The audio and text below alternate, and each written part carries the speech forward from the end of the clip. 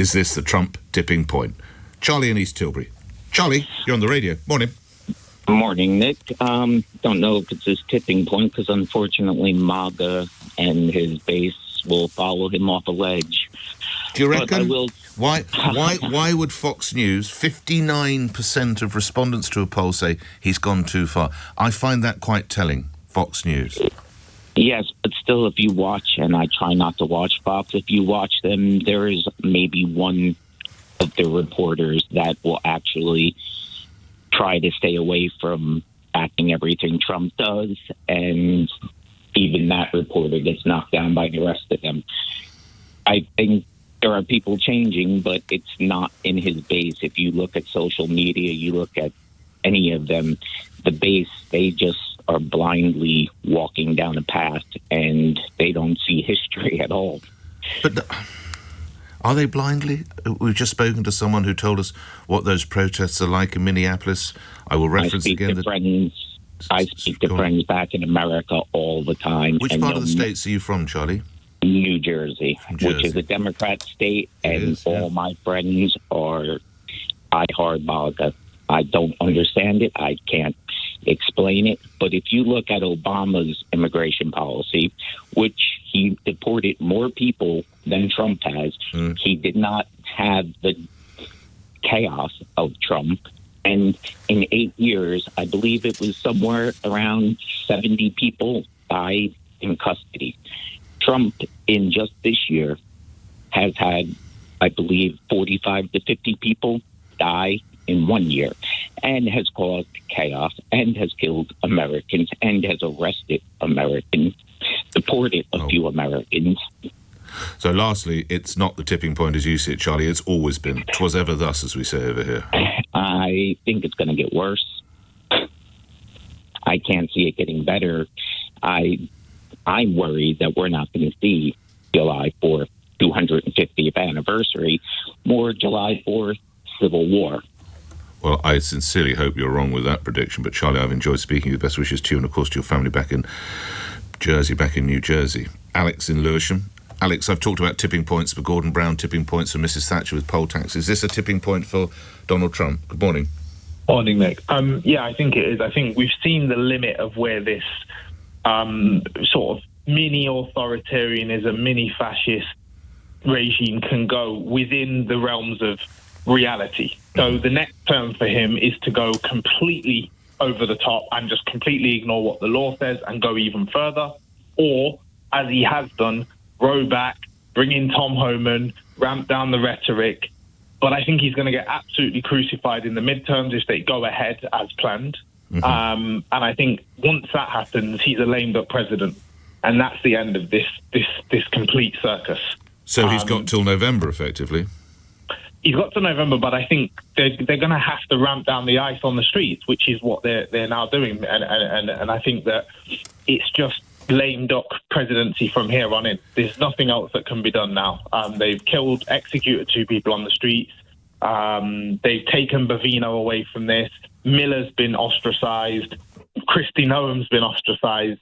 So this is, and if Fox News, as you said, polling 60% disapproval at this, then that's the kind of message that he needs.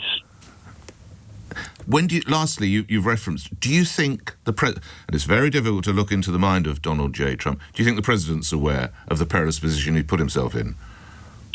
Oh, yeah, absolutely. I think he gave Stephen Miller too much power, and Stephen Miller, it's exploded in their faces. And I think that now he's got to row back.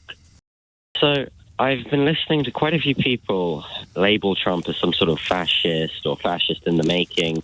And I disagree. And in terms of immigration, I don't think this is the turning point. I'll explain why. Trump campaigned in 2024. Trump campaigned on mass deportations. He said he wanted the greatest or the biggest, or whatever he said, when it comes to deportations. And I don't know what people are quite expecting, because in order to facilitate such deportations, you're going to need a very large task force. And when you're going to need them to operate legally, though.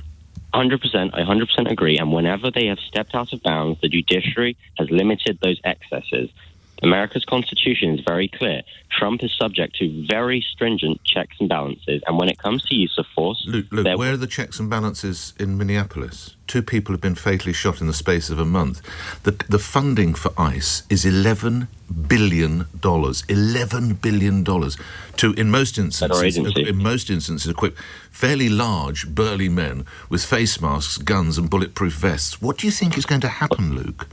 The thing is, Nick, when it comes to US law enforcement, big guns and bulletproof vests aren't really that uncommon, to be honest. Regular patrol officers have them when they're responding to scenes. So, but they don't routinely drag children out of primary schools. Well, they're not taking children out of primary schools. They have to drag children out of primary schools in Minneapolis. They've even dragged grandmothers into cars. I mean, look, I'm all... Listen, if you've got rapists and criminals and murderers, yes, get them out of the country. But do it in a legal fashion. Arresting people for breaking immigration law is legal, Nick, and that's the thing. Not in the fashion they're doing. I'm sorry, but you and I are just going to have to agree to disagree on this one. How can you justify that, sir? It's because Trump campaigned on deporting even people who hadn't committed crimes in the United States. That's what the people wanted, and they're getting it. Well, okay. I don't think they want it. I'll reference again the Fox News poll. I stress Fox News. 59% of people saying it's gone too far. But Luke, I'm grateful to you to put the opposite view. That's what a conversation is all about. Let's go to social media for more reactions on our conversation. The Trump tipping point is what I suggest. Mike in Crawley has done some historical research. Tipping points in American history, says Mike. 1770, British redcoats opened fire on a hostile crowd of Americans in Boston, killing 5, arguably one of the factors leading to the American Revolution.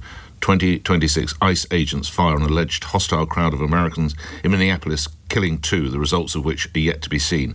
Perhaps Trump should learn from his own history. Of course, those were, just to clarify, those were separate incidents, just to make that absolutely plain, that the 2 victims lost their lives. Paul in Linslade, I've just checked the Minneapolis weather. As we speak, it's minus 17 degrees. Wow. Temperatures won't get above 0 for the next week or so. Imagine the response if it was a more livable temperature. What would Trump do against that kind of protest? Tanks? ? Meanwhile, Andy says, ICE are there to do a difficult job that needs doing. All the legal immigrants, I think you mean illegal immigrants, shouldn't be there, period. Yes, sad someone got shot, but stop being unlawful and violent, comply and you won't get shot. I have no sympathy. Andy, I can't quite believe what I'm reading. I can only imagine you've not seen the video that has been really around the globe, where you see that man is flat on the ground with 5 people sitting on him and then they shoot him in the back. Do I agree they have a difficult job? Yes, I do.